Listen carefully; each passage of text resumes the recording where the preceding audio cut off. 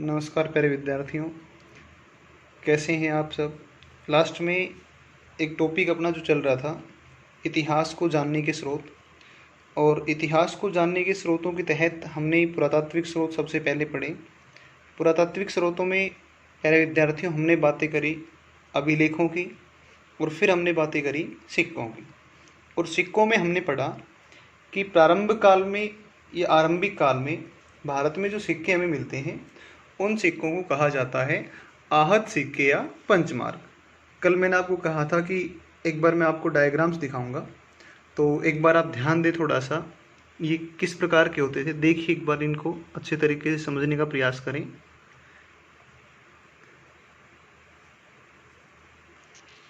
ये देखिए एक बार, ये जो सिक्के आप देख पा रहे हैं, इसमें ये सिक्के ही कहलाते थे आहत सिक्के, या इन्हें ही कहा जाता था पंचमार्क। प्यारे विद्यार्थियों, आप यहाँ पर पाएंगे कि कल हमने लिखा था कि इनका आकार निश्चित नहीं होता है, आकार निश्चित नहीं होता है। तो आप देख पा रहे हैं कि इनके आकार छोटे बड़े हैं, ये कोई गोल हैं तो कोई चौकोर हैं। दूसरी बात हमने पढ़ी थी कि इनके ऊपर कोई लेख नहीं मिलता है, जबकि इनके ऊपर संकेत या चित्र पाए जाते हैं। तो ये हैं आहत के सिक्के या आहत मुद्राएं हैं, जिन्हें पंचमार्क भी कहा जाता है। आगे बात करते हैं साहित्यिक स्रोतों की। चलिए देखते हैं साहित्यिक स्रोत कौन कौन से हैं भारतीय इतिहास को जानने के लिए। तो साहित्यिक स्रोतों की अगर बात करते हैं, तो साहित्यिक जो स्रोत हैं, उन साहित्यिक स्रोतों को दो प्रकार से आप बांट सकते हैं। एक जो आते हैं, इन्हें कहा जाता है साहित्यिक स्रोत। दो प्रकार के हैं। एक है आपके धार्मिक साहित्य, और दूसरे जो हैं, इन्हें कहा जाता है लौकिक साहित्य। एक धार्मिक साहित्य है और दूसरा है आपका लौकिक साहित्य। अगर धार्मिक साहित्यों को विभाजित करते हैं तो इनमें कौन कौन से ग्रंथ आएंगे, एक बार ध्यान दें इस बात पर। धार्मिक साहित्यों के अंतर्गत एक आते हैं ब्राह्मण ग्रंथ आते हैं, और धार्मिक साहित्यों के अंतर्गत दूसरे जो आते हैं, ये आते हैं ब्राह्मणेतर ग्रंथ। एक ब्राह्मण ग्रंथ आते हैं और दूसरे जो ग्रंथ आते हैं, ये आते हैं ब्राह्मणेतर ग्रंथ। ब्राह्मण ग्रंथों के अंतर्गत जो शामिल करे जाते हैं, उनमें शामिल करे जाएंगे आपके वेद हैं, इनमें शामिल करे जाते हैं उपनिषद हैं, इनमें शामिल करे जाते हैं जो महाकाव्य हैं। ब्राह्मण ग्रंथों में शामिल करे जाते हैं पुराण हैं, और जो स्मृति जो ग्रंथ होते हैं, इन सभी ग्रंथों को किन में शामिल करेंगे, ब्राह्मण ग्रंथ में। तो ब्राह्मण ग्रंथ में आ गए वेद, उपनिषद, महाकाव्य, पुराण, स्मृति और स्मृति ग्रंथ। ब्राह्मणेतर ग्रंथों की बात करें तो इनमें जैन ग्रंथ और जो बौद्ध ग्रंथ हैं, इन जैन और बौद्ध ग्रंथों को, या जैन या बुद्ध साहित्य हैं, इन्हें शामिल करा जाता है ब्राह्मणेतर ग्रंथों के अंतर्गत। साहित्यिक स्रोतों को दो प्रकार से बांट लिया, धार्मिक साहित्य, लौकिक साहित्य। धार्मिक साहित्य में आ जाएगा ब्राह्मण ग्रंथ, ब्राह्मणेतर ग्रंथ।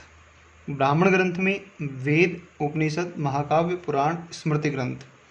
और ब्राह्मणेतर की बात करते हैं तो इसमें शामिल करे जाते हैं जैन और जो बौद्ध साहित्य हैं, ये शामिल करे जाते हैं ब्राह्मणेतर ग्रंथ में। इसके बाद लौकिक साहित्य कौन से होते हैं, इनको आप देख लें। लौकिक साहित्यों में विभिन्न प्रकार के ऐतिहासिक साहित्य आते हैं, ऐतिहासिक साहित्यों को शामिल किया जाता है। इन लौकिक साहित्यों के अंतर्गत जो जीवनियाँ होती हैं किसी व्यक्ति की, ये जीवनियाँ शामिल करी जाती हैं, और जो विभिन्न साहित्यिक रचनाएं जो होती हैं, ये सारी की सारी लौकिक ग्रंथों में आपके शामिल करे जाते हैं।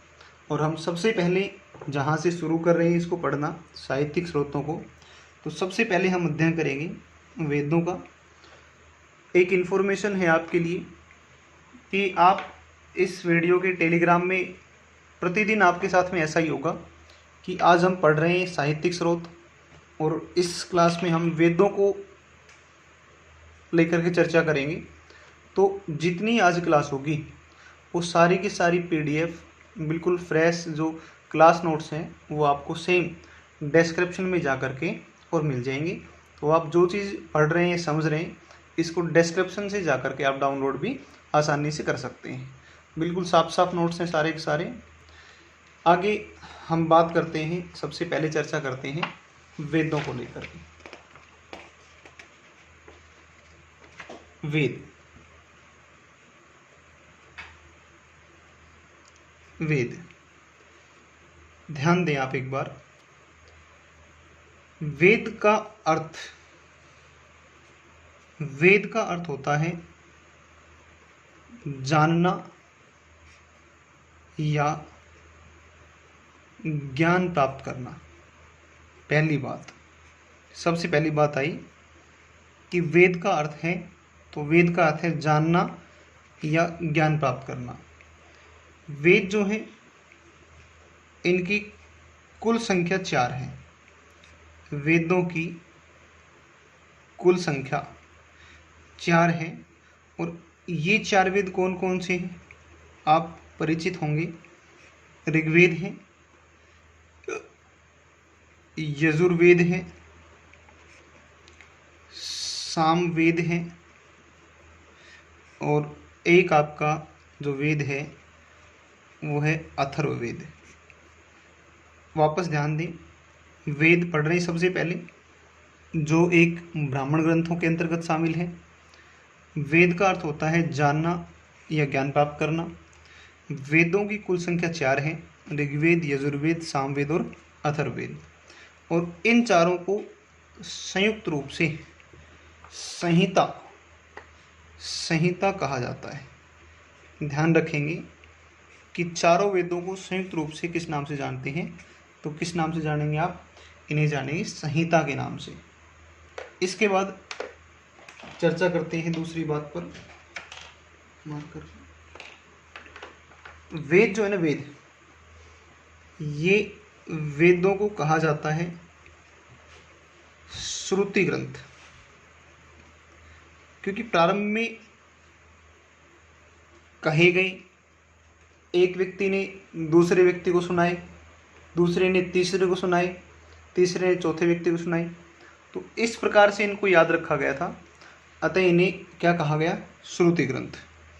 वेदों को किसी सामान्य पुरुष ने नहीं लिखा है, अतः इन्हें अपौरुषेय भी कहा जाता है। अपौरुषेय भी कहा जाता है। तो श्रुति ग्रंथ कहे जाते हैं और इन्हें क्या कहा जाता है, अपौरुषेय। अब हम सबसे पहले बात शुरू करते हैं, और सबसे पहले हम जहाँ से शुरू कर रहे हैं ये अपना पहला वेद है, और इस वेद को कहा जाता है सबसे पहला, इसका नाम है ऋग्वेद। ऋग्वेद देखो भाई, इसमें आप देख रहे हैं ऋक, एक शब्द है ऋक, और ऋक का अर्थ होता है, ऋक का जो अर्थ है वो ऋक का अर्थ है छंदों व चरणों युक्त मंत्र, जैसे ओम भूर्भुवः स्वः तत्सवितुर्वरेण्यम। तो इस प्रकार से छंदों और चरणों युक्त जो मंत्र होते हैं इन्हें ही क्या कहा जाता है, इन्हें ही कहा जाता है ऋक। अर्थात ऋक का जो अर्थ है वो क्या है, छंदों व चरणों युक्त मंत्र है। ऋग्वेद की जो रचना है, ऋग्वेद की रचना, ये रचना हुई है लगभग 1500 से 1000 BC के तहत के दौरान। ऋग्वेद की जो रचना है वो 1500 BC से और 1000 BC के मध्य हुई, और इनकी जो रचना का क्षेत्र है, जो रचना का क्षेत्र है, ये रचना का क्षेत्र माना जाता है सप्त सैंधव क्षेत्र। सप्त सैंधव क्षेत्र एक बार आप ध्यान देंगे मेरी बात पर। यहाँ देखते हैं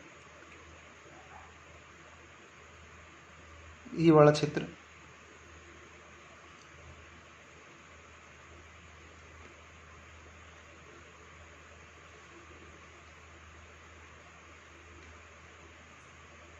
यहाँ से नदी आती है और इस नदी का नाम है सिंधु नदी। सिंधु नदी आती है, सिंधु। और सिंधु की सहायक नदियाँ हैं, और सिंधु की सहायक नदियों में हम शामिल किन किन को कर रहे हैं देखो एक बार। सिंधु है, झेलम है, चिनाब है, रावी है, व्यास है, सतलज है, और एक आती है सरस्वती, जो वर्तमान में घग्गर नदी के रूप में अस्तित्व में है। तो ये जो 7 नदियां हैं, इन 7 नदियों के इस बहाव क्षेत्र को ही कहा गया, इसे ही कहा गया सप्त सिंधु क्षेत्र। और इसी सप्त सिंधु क्षेत्र में 1500 से लगभग 1000 BC पूर्व या 1000 BC के दौरान रचना होती है कौन से वेद की? ऋग्वेद की।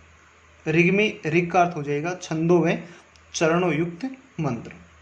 चलिए आगे देखते हैं एक बार इसके बारे में।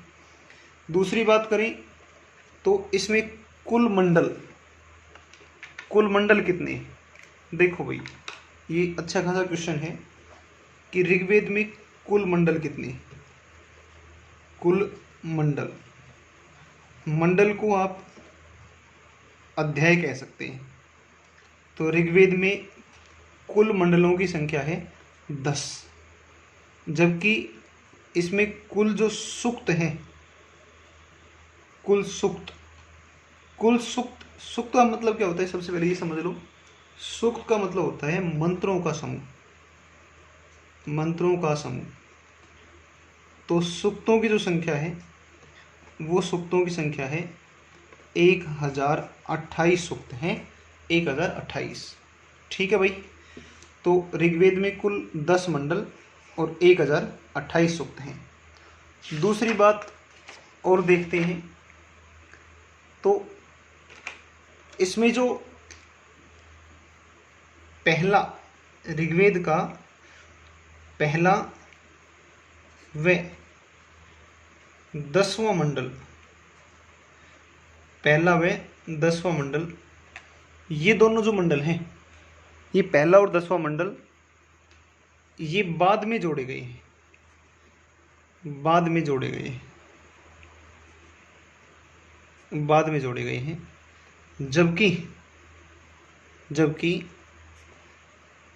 जबकि दूसरे व 9वें मंडल को,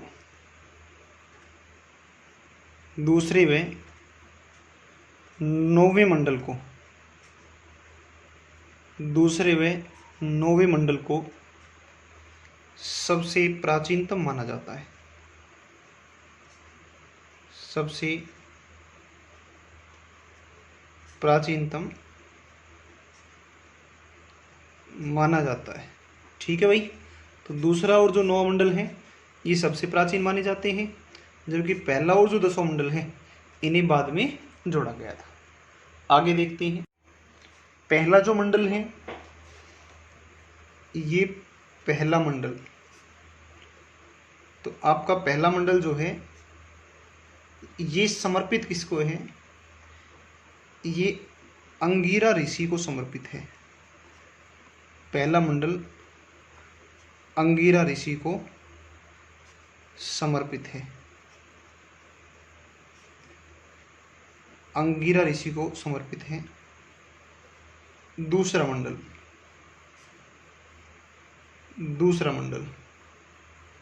ये जो दूसरा मंडल है, इसके रचनाकार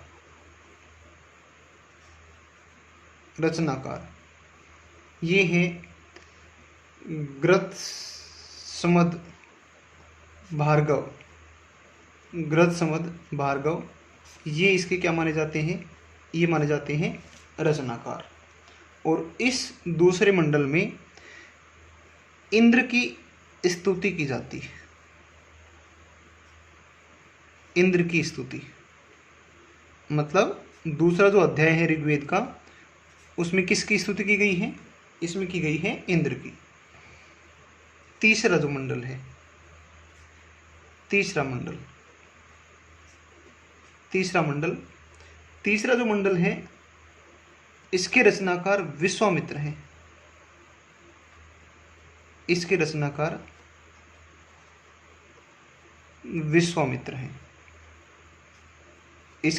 विश्वामित्र हैं। और ये ध्यान रखेंगे कि इसी तीसरे मंडल में एक मंत्र लिया गया है, जिसे हम कौन सा मंत्र कहते हैं? इसे हम कहते हैं गायत्री मंत्र। और इस तीसरे मंडल में विष्णु व अग्नि की स्तुति की गई है।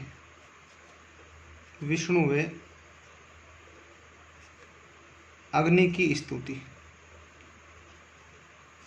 विष्णु व अग्नि की स्तुति की गई है। कौन से मंडल में? तीसरे मंडल में। इसके अलावा बात करें तो चौथा मंडल इसको हम देखते हैं तो इसके जो रचनाकार हैं, इसके रचनाकार हैं वामदेव अंगिरस। वामदेव अंगिरस जो हैं, ये रचनाकार माने जाते हैं चौथे मंडल के। बात करें तो पांचवा मंडल और पांचवें मंडल के जो रचनाकार हैं, वो पांचवें मंडल के रचनाकार आएंगे आपके। इनका नाम है अत्रि आते हैं। वापस देखो दोबारा से, पहला 10वां मंडल बाद में जोड़ा गया, दूसरे व चौथे मंडल को प्राचीनतम माना जाता है। तो ऋग्वेद के सबसे प्राचीनतम मंडल या प्राचीनतम अध्याय कौन कौन से हैं? एक दूसरा और एक 9वां। पहले मंडल की बात करें तो यह किसको समर्पित है? अंगिरा ऋषि को समर्पित है। दूसरे मंडल की बात करें तो जो दूसरा मंडल है, इसके रचनाकार भार्गव है। और इसके अंदर दूसरे मंडल में स्तुति किसकी मिलती है? इंद्र की। तीसरा मंडल या तीसरा अध्याय, जिसके रचनाकार विश्वामित्र हैं, और इसमें जो है ना, ये गायत्री मंत्र मिलता है। और इस तीसरे मंडल में विष्णु व अग्नि की स्तुति की गई है। चौथे मंडल की बात करते हैं तो इसके रचनाकार वामदेव अंगिरस हैं। और पांचवा जो मंडल है, इसके रचनाकार अत्रि है। वापस एक बार शुरू से देखो, वेदों से ही। वेद, और वेद से पहले हमने पढ़ा इतिहास को जानने के स्रोतों में सबसे पहली बात हो गई थी अपनी कंप्लीट पुरातात्विक स्रोत। दूसरी बात जिस पर हम काम कर रहे हैं ये है साहित्यिक स्रोत। और भाई साहित्यिक स्रोतों को दो भागों में बांट लिया, एक धार्मिक साहित्य, एक लौकिक साहित्य। धार्मिक साहित्य में ब्राह्मण ग्रंथ हैं, ब्राह्मणेतर ग्रंथ हैं। और ब्राह्मण ग्रंथों में शामिल करे जाते हैं वेद, उपनिषद, महाकाव्य, पुराण तथा स्मृति ग्रंथों को ब्राह्मण ग्रंथों में शामिल किया जाता है। जबकि ब्राह्मणेतर ग्रंथों में जैन और बौद्ध साहित्य शामिल किए गए हैं। लौकिक साहित्यों की बात करें तो इसमें विभिन्न प्रकार के ऐतिहासिक साहित्य, जैसे हम पढ़ेंगे कल्हण की राजतरंगिणी, जीवनियाँ हैं, और विभिन्न प्रकार की जो साहित्यिक रचनाएं हैं उन्हें शामिल करा जाता है लौकिक साहित्यों में। हमने बात शुरू करी वेद की, तो वेद का अर्थ होता है जानना या ज्ञान प्राप्त करना। वेदों की कुल संख्या 4 है, ऋग्वेद, यजुर्वेद, सामवेद और अथर्ववेद। और इन चारों वेदों को संयुक्त रूप से कहा जाता है संहिता। संहिता है तो चारों वेदों को संयुक्त रूप से किस नाम से जानते हैं? संहिता के नाम से जानते हैं। आगे बात करें तो ये श्रुति ग्रंथ हैं और अपौरुषेय हैं। 4 वेदों में सबसे पहले वेद आता है जो सबसे प्राचीन वेद माना जाता है, इस वेद का नाम है ऋग्वेद। ऋग्वेद में ऋग का अर्थ है छंदों व चरणों युक्त मंत्र, इनकी रचना 1500 से 1000 BC में हुई। और जिस क्षेत्र में रचना हुई ऋग्वेद की, ये क्षेत्र कौन सा है? सप्त सैंधव क्षेत्र है। ऋग्वेद में कुल मंडल या अध्यायों की संख्या 10 है, जबकि ऋग्वेद में कुल सूक्त जो है या मंत्रों का जो समूह है वो कितने मंत्र हैं? 1028। सप्त सैंधव क्षेत्र बताया, सिंधु, झेलम, चिनाब, रावी, व्यास, सतलज और सरस्वती, इनका जो बहाव क्षेत्र है इसे ही हम कौन सा क्षेत्र कहते हैं? ये है सप्त सैंधव क्षेत्र। और यहीं पर रचना होती है सबसे पहले वेद की, जिसका नाम है ऋग्वेद।